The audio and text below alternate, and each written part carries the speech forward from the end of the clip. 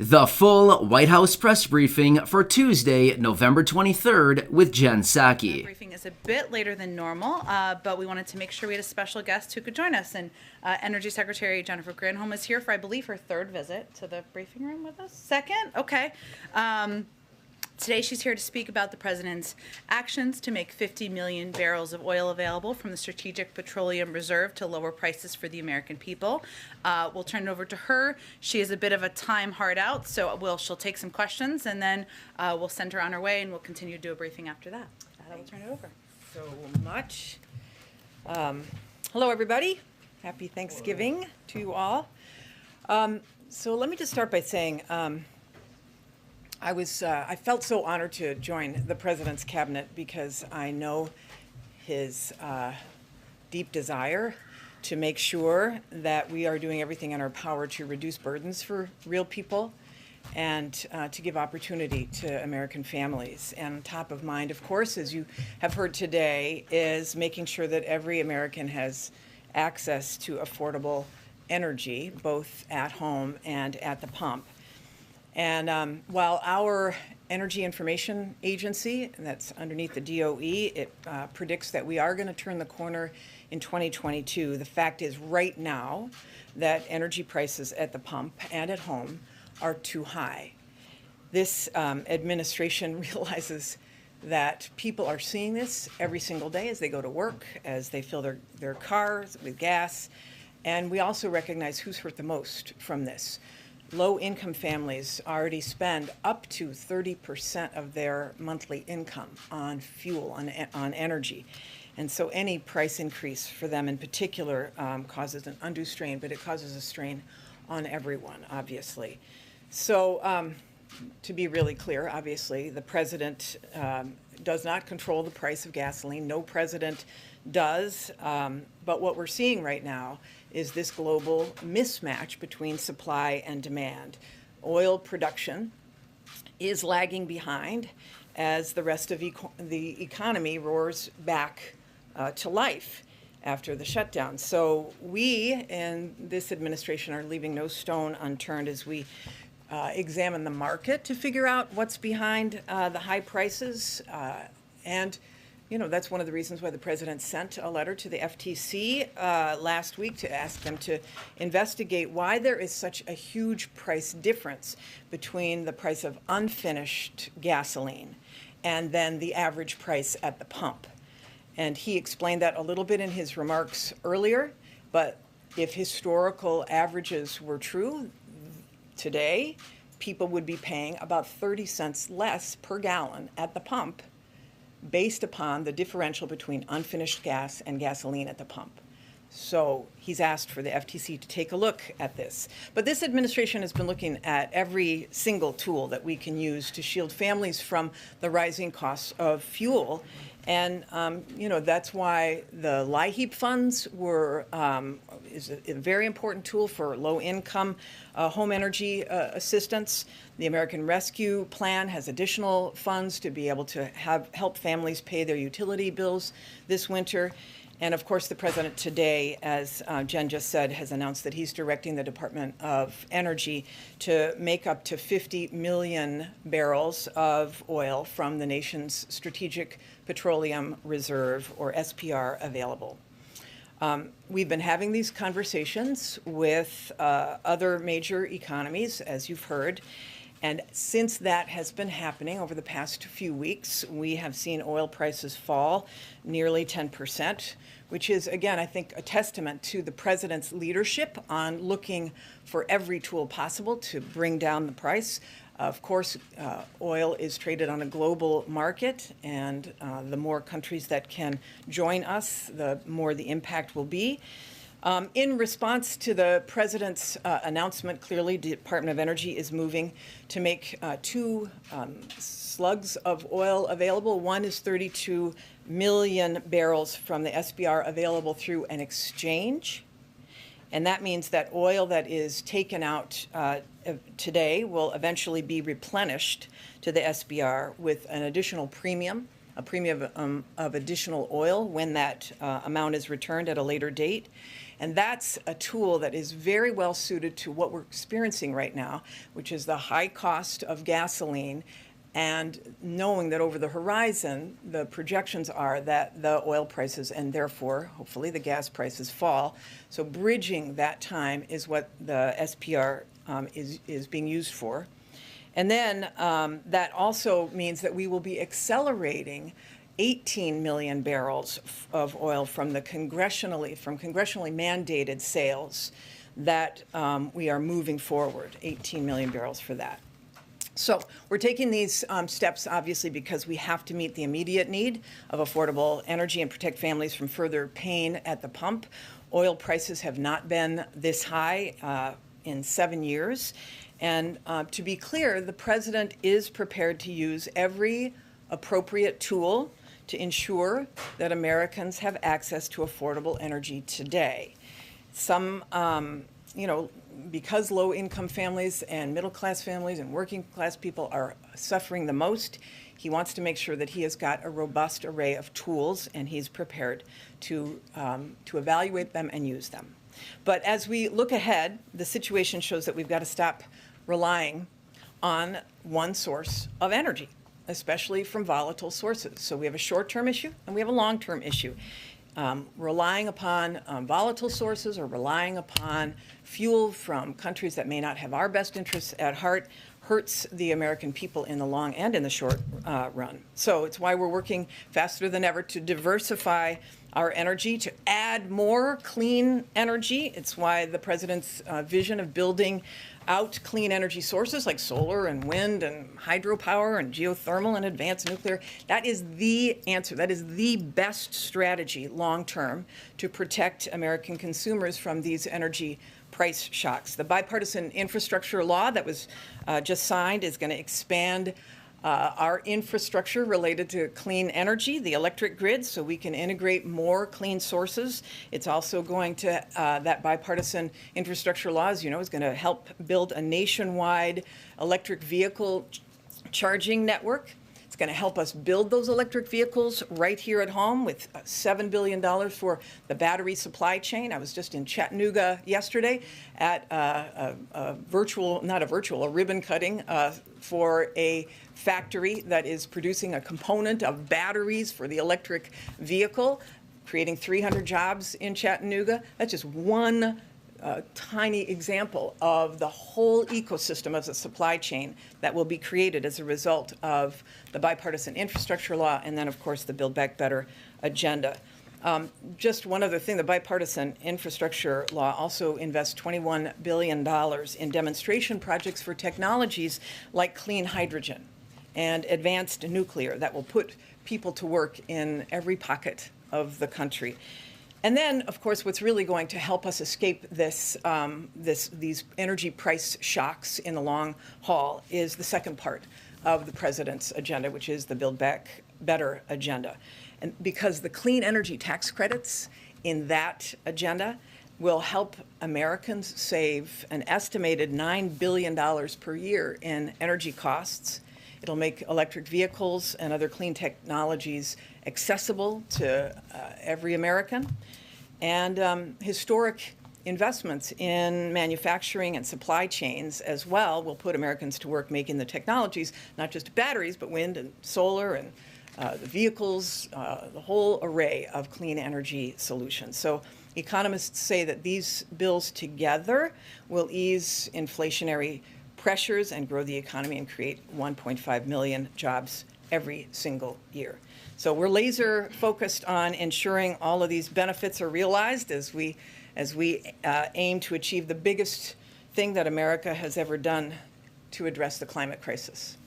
Our administration is deeply committed to tackling this existential threat by transitioning to clean energy while at the same time making sure that every American has access to affordable energy. So thank you so much. Happy to take your questions. Hey, let me just say, I think it would be helpful if you guys go sit in some of the seats that are open, if you don't mind, since there's some open seats. It would be great. Okay, Josh, why don't you kick us off? Secretary Granholm, thanks so much for doing this. EIA says domestically we're producing about 11 million barrels of oil a day on average. That's down from 12 million in 2019 pre-pandemic. Why hasn't domestic production returned in a way that would lower prices? Yeah, this is a great question, a really great question. We have 250 fewer oil rigs that are functioning today than we did before the pandemic. And yet, the oil and gas industry has leases on 23 million acres of public lands on and offshore. Over 9,500 permits have been issued that are not being used. At the same time, the energy industry is making enormous profits. They're back up to above where they were before the pandemic started. So they have taken advantage of that moment, the profits, to be able to engage in shareholder buybacks, for example. But we want to encourage them to increase supply. We want supply to be increased both inside the United States and around the world so that we can reduce the pressures at the pump. So just to check, you're saying that U.S. companies have not necessarily returned to production? Have not returned to production. They have not. In fact, there are 150,000 fewer workers in oil and gas today. It was over 200,000 people who were working in the industry before the pandemic. They have not rehired people. They have not turned on the rigs. They have not taken advantage of the permits that they have on the land that they have. April. Yes, Madam Secretary, as you talk about supply and demand, and as that was part of the issue for this spike in gasoline prices and energy prices, COVID is here. COVID is part of the blame, and you just kind of talked about that pre-pandemic versus what's happening in pandemic. COVID is expected to stay. How do you marry the distance between what's happening now with U.S.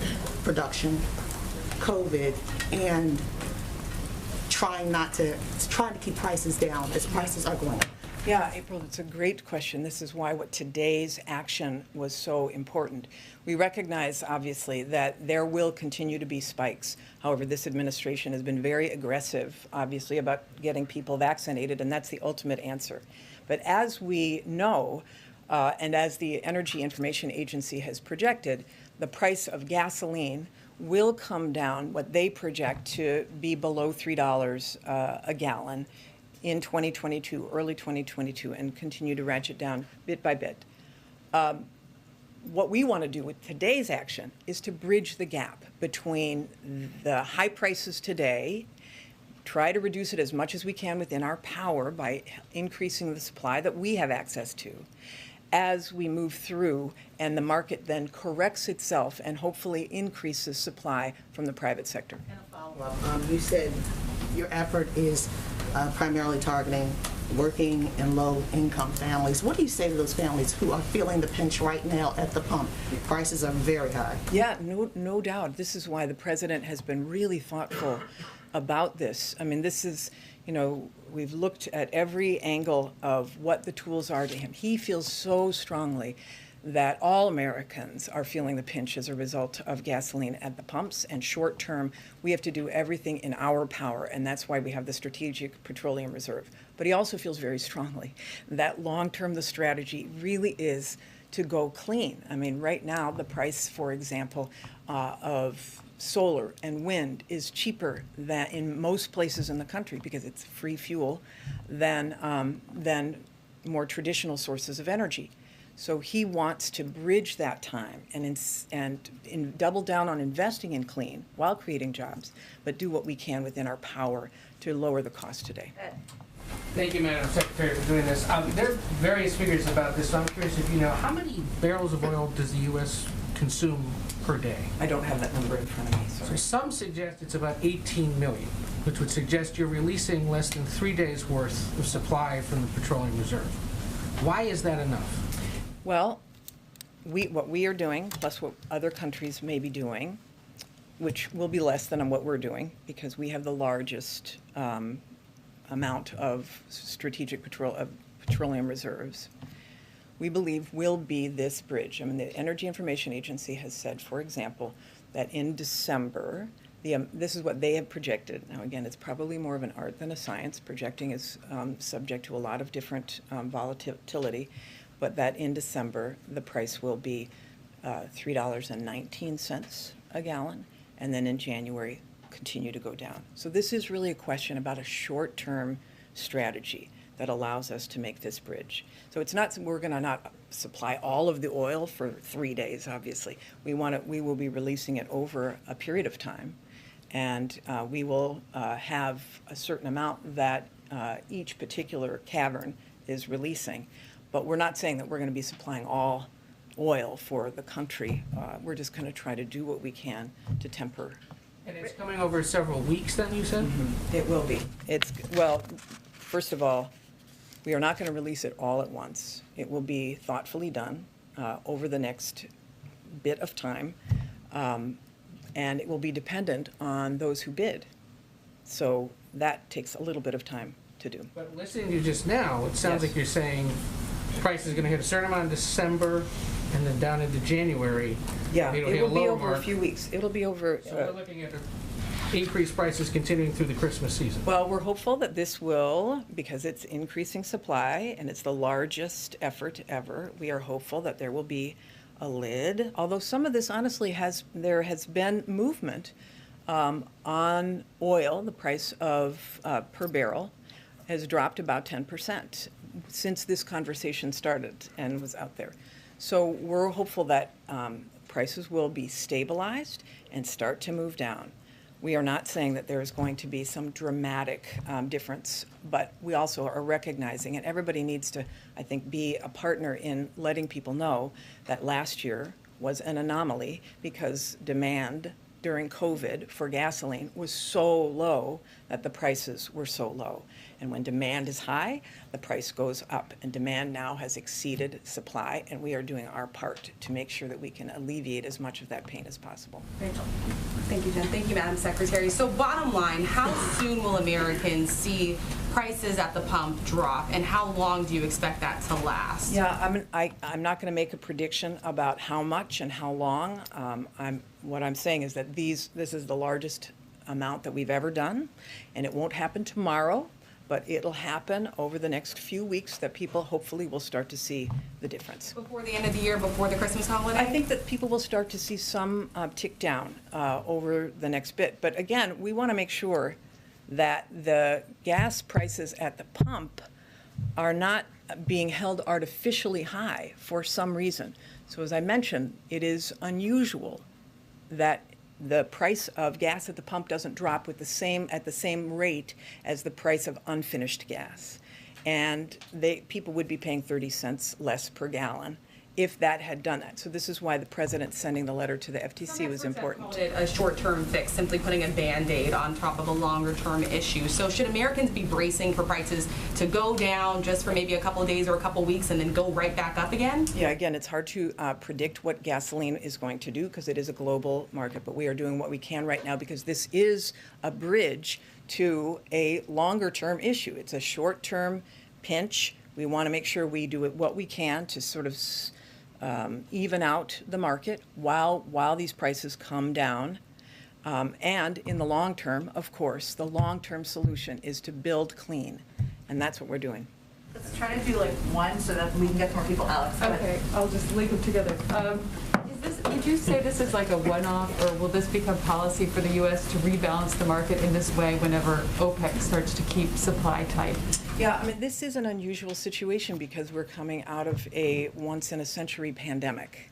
And so we have a very unusual mismatch between supply and demand. I do know that the president has got a lot of tools that he is looking at, and those tools remain on the table. But this is an unusual situation. And one thing he mentioned, I'm sorry, in his speech was that China may do more as well. And I wondered if you could illuminate a little bit what he might be. Yeah, I mean, China will make its own announcement, but I think the point is that the president has been doing everything he can to affect the global market as well by reaching out to allies who have, I mean, not everybody has a strategic petroleum reserve, and nobody's is as large as the United States. So. You addressed this in your comments, but I wanted to directly ask about are you concerned at all that the short-term message here for the short-term problem of please drill more oil undermines the administration with its long-term goal, which everyone talks about as a key goal of completely transitioning the country toward clean energy? I mean, it's two very different messages. It is, well, I mean, the message is that we are in a transition. And the transition does not happen overnight. And we recognize we're not going to flip a switch and be completely all clean because we haven't done the investment necessary. The president just signed the bill. So this is a short-term strategy to make sure that people are not hurting. And the long-term strategy to make sure that the country doesn't hurt into the future is to build clean. Monica, last one. You just mentioned, Madam Secretary, that the administration is still considering some other tools at its disposal. We saw the main one today. What are the other ones actively being considered and under what timeline? Yeah, I'll just say this, that the president has got a few options, and he will be the one to announce. All right. Okay. Thank you. Thanks. All right. Secretary Granholm, Thank for you. joining us Appreciate it, and today. happy Thanksgiving again to everybody. All right. Bye-bye. Okay. Couple more items for all of you, and then we'll try to get around to as many people as we can in the time we have left together. Yesterday, CISA and the FBI urged organizations to remain vigilant to ransomware and other cyber threats this Thanksgiving holiday. We've seen in the past that sometimes those threats, there's an uptick around holidays, so we're mindful of that. Their advisory is based on that. The advisory lists best practices and recommendations for organizations to implement, including multi-factor authentication, strong passwords, to identify IT employees for weekends and holidays in the event of an incident, and more. We urge organizations to take a look at this advisory and implement these best practices before heading into the holidays. And this info is available online at stopransomware.gov. Today, the Department of Health and Human Services began distributing $7.5 billion in American Rescue Plan payments to more than 40,000 rural health providers in all 50 states who serve Medicaid, Medicare, and CHIP beneficiaries. Healthcare providers in rural communities have historically faced significant financial challenges, which the pandemic has only made worse, and these payments are a key part of the administration's effort and commitment to keeping rural hospital doors open. Also wanted to note, as we gear up for Small Business Saturday this week, go to your local small businesses on Saturday, give it a little plug. We have good news from Etsy, which represents over 5 million small businesses. The Etsy CEO, Josh Silverman, said that Etsy sellers are, quote, well-positioned to meet customer demand. And according to survey data, Etsy small businesses are, quote, less concerned about supply chain challenges this year than they were last year. And Small Business for America's Future, which represents a network of 80,000 small businesses, says their owners are prepared to handle increased demands of the holiday season. In addition to these strong reports from small businesses, major retailers like Dick's Sporting Goods and Best Buy are also ready for Black Friday and the holiday season. Today, the Best Buy CEO said, quote, we are looking forward to a strong holiday season and believe we are strongly well-positioned for both what tech customers want and fast and convenient ways to get it. With that, Josh, do you have any more questions? I have just two more quick ones. First, what's the status of FARC? Is it being delisted as a terrorist group? I don't have any update on that. I'm happy to check with our national security team and see if there's anything we can get to all of you. Secondly, Apple is suing the spyware firm NSO Group. The U.S. recently blacklisted NSO. Does the administration have any additional thoughts on these foreign companies operating in the U.S. that might be snooping in on political activists, journalists, and dissidents? How do you protect people who use their phones and make them feel safe? Well, I will also talk to our national security team about this. I suspect we're not going to weigh in too much, given it sounds like it's a case of litigation. But I will say, broadly speaking, obviously we're trying to do everything we can to help prepare and provide guidance to private sector companies and entities out there, many of whom are providers to customers and provide services to customers as we head into holiday seasons where we see upticks in cyber threats or ransomware attacks to ensure that customers can feel confident and the American people can feel confident. And our view is that is a role the private sector and the public sector can and should play together. That's something we're uniquely doing in this administration that hasn't been done in the past. But I will check and see if there's more to offer on that as well. Alex. Thank you. Me, Alex. Okay. I'm just wondering- Or another Alex. There's another one over here. Either way. I wanted to know if the U.S. has been in contact with Saudi Arabia or Russia about this move and what has happened as part of those discussions. We have been in touch with OPEC member countries. As you know, there's an OPEC Plus meeting coming up next week, and we are certainly aware of that and mindful of that. We've been clear that our preference was producing countries take action, but we were clear we would also use tools, our own tools, to take action, meaning we were asking for an increase in supply, but also made clear in our conversations we would use our own tools as needed. As you know, we're not a party to OPEC Plus, and we, of course, can't speak to them, but we know that the world needs oil supply to meet the growing demand as the world emerges from the pandemic. OPEC Plus has said they will release an additional 400,000 barrels, and our hope and expectation is that they will continue and abide by that commitment when they meet next week. Go ahead, Jeff. The reserve was created for emergency purposes. Does the president believe that this is an emergency of an energy sake or more of a political crisis? Well, we're emerging from a once-in-a-century pandemic, and the supply of oil has not kept up with demand as the global economy has emerged from the pandemic. So it's certainly something that we are not just experiencing here in the United States in terms of the supply issues, but many countries around the world globally are experiencing it, and the price of gas is also up around the world. I would note that this is not technically an emergency release, but tailored to market circumstances. The Department of Energy has brought authority to do exchanges, which, as you know, 18 million barrels of this sale is in fact congressionally mandated, and the other set of barrels is through an exchange. So we don't even classify it as an emergency. It's under the authority of the Department of Energy. But is this being done primarily to try and stave off a political crisis? This is being done in order to use every tool at the president's disposal to lower the price of gas for the American people. And it follows a step he took last week where he sent a letter to the FTC asking them to look into what we see as a concerning trend where there's an increase in supply of oil and not a decrease in the price of gas, something he's asked the FTC to look into because that's not aligned with what our expectation or the American people's expectation should be. Go ahead. Thanks, Jen. Just following up on that, we've heard certainly from some critics who say that this should only be used for supply disruptions. Previously, House Majority Leader Steny Hoyer also said that it should only be used not for the rise in prices, but just a collapse in times of an emergency. What is your response to critics who say that this sets a dangerous precedent? I think our response is that we're emerging from a once-in-a-century pandemic. We're hopeful we're not going to face an emergence from a once-in-a-century pandemic in the future, and that we're using existing authorities, both in the form of moving up the 18 million barrels of sale that is congressionally mandated, and also using authorities that the Department of Energy have. And that as the President of the United States, or as the White House, or the federal government, we have a responsibility to do everything we can to ease the burden, cut costs for the American people.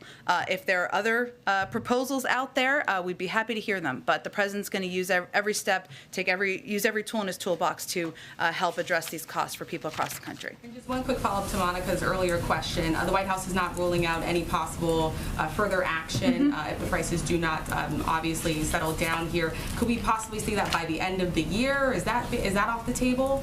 Well, we're continuing to evaluate. Obviously, we have a whole month left in the year, so I don't want to give you a timeline from here, but we'll continue to monitor prices. We'll continue to monitor supply, and this is obviously a top priority for the President. Go ahead. Well, following up on all these as well, to be more explicit, do you rule out releasing more from the reserves if prices don't go down? I'm not going to rule out options from here. Obviously, we're emphasizing a significant step the President took today. The Department of Energy is preparing to take, as you heard from our guest at the briefing room today. We're looking at a range of options. We will continue to, but we feel this is an important step, something that, as the Secretary noted, over the last several weeks, as these discussions have happened and as other countries have announced parallel releases, we've seen the oil prices go down about 10%. But I don't have anything to predict, preview, or rule out for you here today. Just two more quick follow-ups. The Japanese were quoted this morning as saying they weren't certain yet when or how they would do this. So who exactly has committed, other than us, to doing this? Well, I think, one, there have been a number of countries who have already announced planned releases, including China including India, Japan, Japan, I think, has the intention to, the Republic of Korea, and the United Kingdom. So there are a number of countries that either have or will. That's part of the discussions we've had. I don't want to obviously speak for them. These are just the countries we've had discussions with, I should say, to be more specific. There's no confusion. You are not the spokesperson for the Japanese. No, I have enough on my plate. And then just real quick, you keep mentioning, and others have mentioned this letter from the FTC, or to the FTC. Yeah. Have you heard back from the FTC? They're obviously an independent actor, and we will let them speak for themselves. I would point you to the fact that we sent a letter to them earlier this year where we expressed a concern about kind of monopolies or oil conglomeration of oil companies. That's something they responded and took action, but I would point you to them for any intention of their response. Go ahead. Thanks, Jen. A couple days ago, President Biden was in Michigan, and he was thanking Congresswoman Rashida Tlaib for the passport into her district. Now she is supporting legislation that would release all federal prisoners within 10 years. Would the president ever support that? Well, the president did enjoy visiting Michigan and visiting Congresswoman Tlaib's district, but let me be absolutely clear. The president does not support abolishing prisons. He does not support defunding the police. He thinks measures like that will make us less safe, and he would not support legislation that includes it. What he does support is effective and accountable community policing and a fair justice system, and he supports investment in public health, education, the environment, housing, community-based programs. But he knows there are steps, and he believes there are steps that we know are going to reduce crime and make our neighborhoods safer, but that is not one of them in his view. Another topic. Would the president ever apologize to the acquitted Kenosha shooter Kyle Rittenhouse for suggesting online and on TV that he is a white supremacist?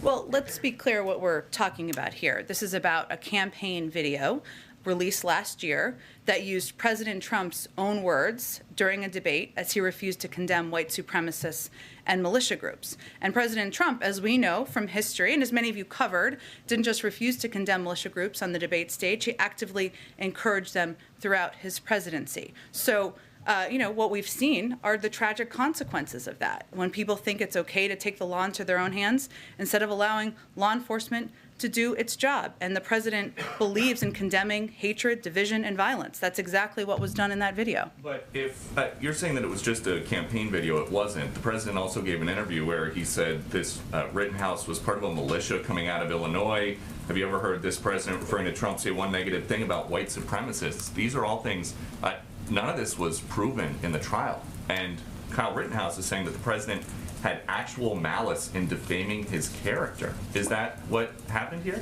The president spoke to the verdict last week. He has obviously condemned the hatred and division and violence we've seen around the country by groups like the Proud Boys and groups that that individual has posed in photos with. But beyond that, I'll leave it to his comments around the verdict. And then just one more topic. What message does it send to the middle-class Americans President Biden says that he's trying to help, who are struggling this week to cover the cost of the most expensive Thanksgiving ever, that the president is going to take a few days off at a billionaire's compound in Nantucket? Well, first I would say, I don't know if you've cooked a turkey before, but a 20-pound turkey is a pretty big turkey. I think we can all agree. They're about $1 more.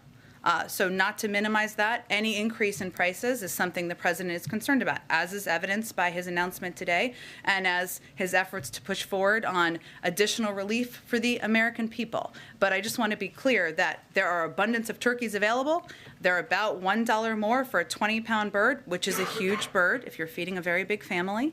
And that's something that, again, we've been working to make sure people have more money in their pockets to address it as the economy is turning back on. But the president said today that he was sent here to look out for these working and middle-class families who are strained right now. So what should they read into him leaving now at this time of great personal financial hardship for so many to go to Nantucket for the week? Well, first I would say, Peter, that I hope you're spending time with your family. I'm spending time with my family, and I hope everybody in here is spending time with their families. This is a time to put politics aside, spend time with your loved ones, and talk about what you're grateful for. I will also tell you from spending some time working for this president and a past president that you are president no matter where you are.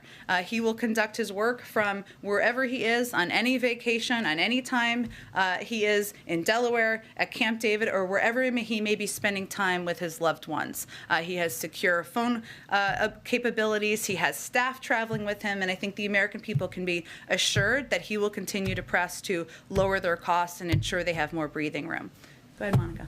Jen, I'm curious because of the president's comments about the deadly events in Charlottesville being an inspiration for his decision to run for president. Has he been following the Unite the Right trial, and is there any White House reaction to the partial verdict today? I'm not going to comment on it until there's a final verdict, nor will the president. I will say, obviously, it's been covered extensively on television, so I'm sure, like many people, he has seen some components of it as he's gone about his duties from the Oval Office. But I would just reiterate, broadly speaking, that the president has spoken to his concerns about the division that we've seen in the country spurred over the last couple of years, the allowance of violence in some cases, the fact that white supremacists have been able to run freely around the country in moments in protests, and that's of concern to the president. That is one of the reasons why he ran, and addressing racial injustice, certainly not something that will be done through any verdict, but is central to his objective as president. COVID, we're seeing numbers again with cases rising. 1,000 people a day are still dying, heading into what many experts fear could be a winter surge. Is the message from the White House a little bit shifting more to the virus is here to stay and going from pandemic to endemic, but heading into the holiday season where so many are traveling again, where it is so different from last year, as the president has noted? What can you tell people who are a little alarmed by these growing numbers? Well, first we would encourage people to look at some other numbers that are very encouraging, which is last year we had 250 million adults in this country who are unvaccinated because the vaccines weren't approved yet and highly at risk of illness, hospitalization, and death from COVID. People were not gathering with their family members last year. This year we've cut that number to 50 million adults who remain unvaccinated, given 82% of adults have received at least one dose. We now have vaccines that are accessible. They're free, they're convenient, they're life-saving. And we now have vaccines for kids as people are thinking about gathering with their children and young ones or grandchildren, et cetera. So things are certainly different than they were 1 year ago. And boosters are readily available. And we've dramatically scaled up testing and millions of rapid tests. So I would encourage people to look at the fact that now that vaccines are readily available, something 82% of the country, adults, have taken the opportunity to get vaccinated. You're 9 times more likely to be hospitalized or die from the virus if you're not vaccinated. We are in a different place than we were a year ago. And certainly we have more work to do, but we're going to continue the fight against the virus. Go ahead, Steve. Back on the Strategic Petroleum Reserve. Sure. The president made note of the fact that this is the largest release ever, larger than after Hurricane Katrina, larger than after the 1991 Iraq War. The Energy Secretary, in response to Rachel's question, was not able to explain what impact this might actually have for drivers. So how did you arrive at 50 million barrels? Where did that number come from? It's the largest release ever. Why? What's the goal? Well, as I noted a little bit earlier, Steve, 18 million barrels of this sale was, in fact, already congressionally required, and the president's accelerating that, which is important for people to understand. Yes, it's a part of the largest release, but he just moved it forward a couple of months to provide immediate relief as we work to ensure there's a bridge. The remaining 32 million is in the form of an exchange, putting barrels on the market now in exchange for their return in the future, and the exchange is a tool matched to today's specific economic environment. But again, I would reiterate that we're facing a once-in-a-lifetime recovery from a pandemic, which has impacted us in many ways, including the cost of some goods around the world, including the cost of gas, and increasing the supply, something we've asked OPEC Plus member countries to do, and we will continue to press them to do, but we're going to use every tool at our disposal to do that. And the president took this step because he's going to do everything he can to lower costs for the American people. He knows that the price of gas is something that is impacting people as they go into the holiday season, as they're working and looking at their budgets, and that's why he took this significant step today. I'm still curious how 50 million was reached, but I want to ask you also to follow up on Alex's question about China. The president made a point of saying that India, Japan, South Korea, and the UK would release, but he also said China may do more as well. Was he intending to separate China? Is China not publicly committed? You just said it a minute ago. I'm just trying to get some. They announced last week that they were intending to, Steve. So why would the president separate China when he said that India, Japan, South Korea, and the UK would, but China may do more? Was he not wanting to speak for China? He doesn't want to speak for any country, but again, he's had conversations, as our national security team has, with any of these countries, and we'll let them speak for any announcements they have to make. Go ahead, Alex. Did President Biden bring up this topic with President Xi when they spoke? They did talk about it, which I think was in the readout we issued afterwards. But he specifically asked him to help out with They this did effort. talk about the supply out there. I'm not going to detail it any further than that. And secondly, on Ukraine, just a little bit more, do you have any updates on us on how the White House is assessing the situation there? Are there any plans for a phone call, for example, with President Putin? I don't have anything to preview along those lines at this point in time. I will reiterate that we remain in very close contact with our European partners from the State Department, a range of levels from the President's National Security team.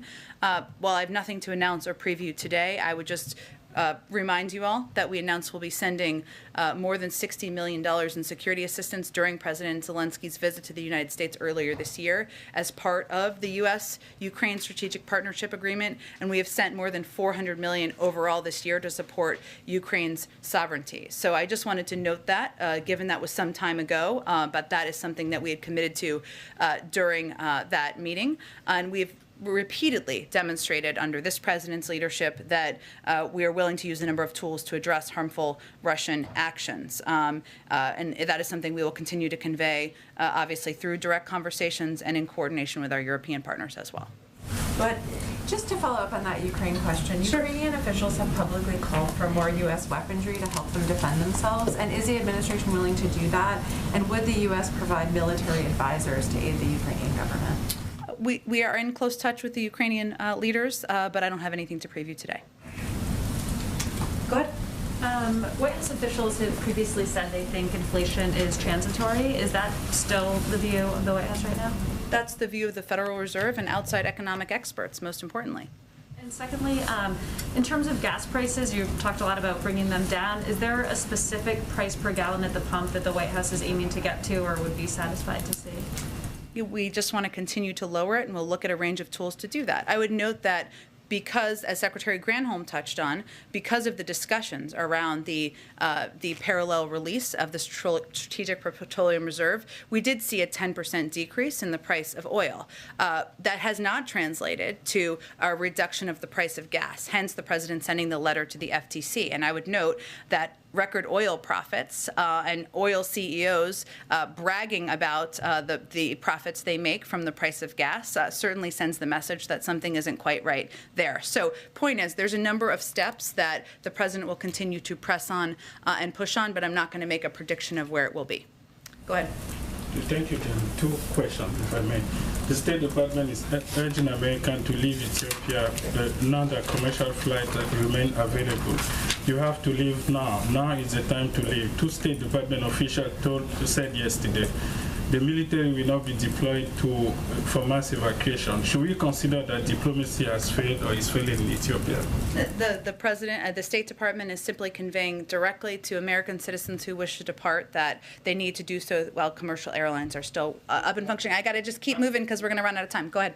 I'm sorry. No, I have to just keep going on. Go ahead. You announced yesterday that 95% of federal workers who are covered under the president's COVID vaccine requirement have complied.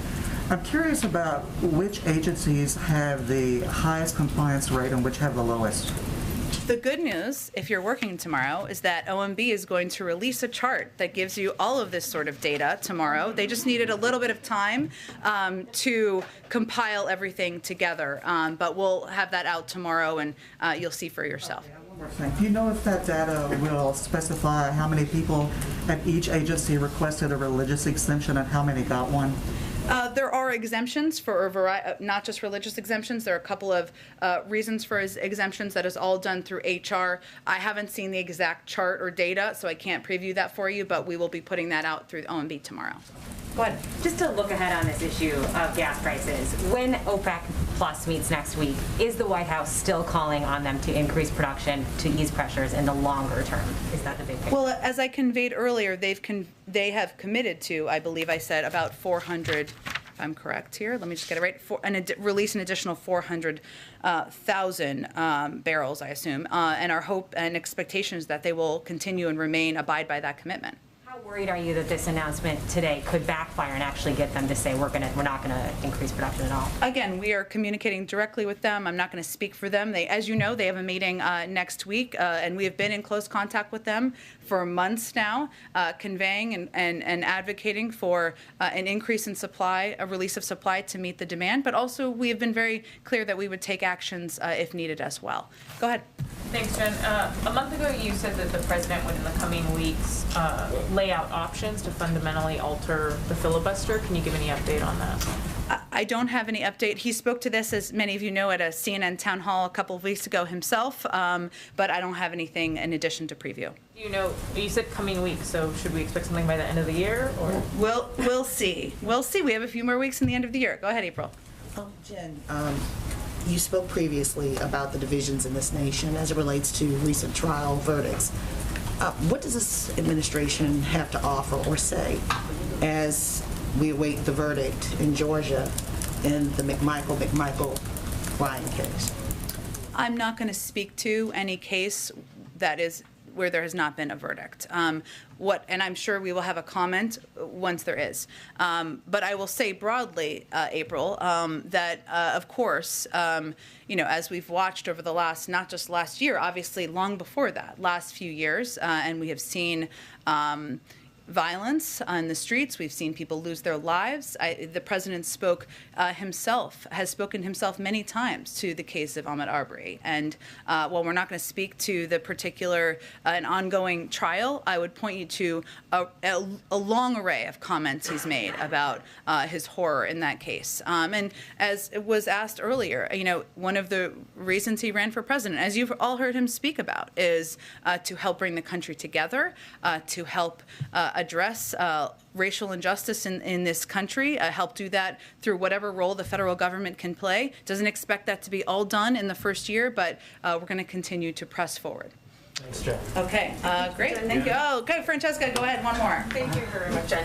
President Biden, you, other members of the administration have repeatedly told Americans that wages are up, unemployment is down, the shelves are being stocked, and that the administration is working to address rising prices, including in a speech that the president gave today. So why does the White House think that its messaging isn't convincing many Americans that the economy is getting better? Well, I've spoken about this a little bit in the past, but I would say that, one, we're still in the middle of fighting a global pandemic, and people are sick and tired of that. We are too. And it impacts how people are living their lives, their fear about sending their kids out the door, about going to work. It's impacting. The economy is just turning back on again, and we're seeing the impacts of that, whether it relates to the ability of unsticking the bottlenecks in the supply chain, or it relates to the rise in gas prices. The important thing for the American people to know and understand is that the president has a plan to address these issues, whether it's the action he took today to take one of the steps, in his view, we can take to lower the price of gas, or the steps he's anti-competition, the steps he's taken to address meat conglomerates who are making record profits and rising the price of meat out there, or whether it's the Build Back Better agenda that will help lower costs for working people. And what I think you're going to see us do more and more is draw the contrast. We have a plan to address these issues, lower prices for the American people, and we're not seeing a lot of ideas on the other side. So that's what you'll preview for when we come back from Thanksgiving. Everyone have a happy Thanksgiving.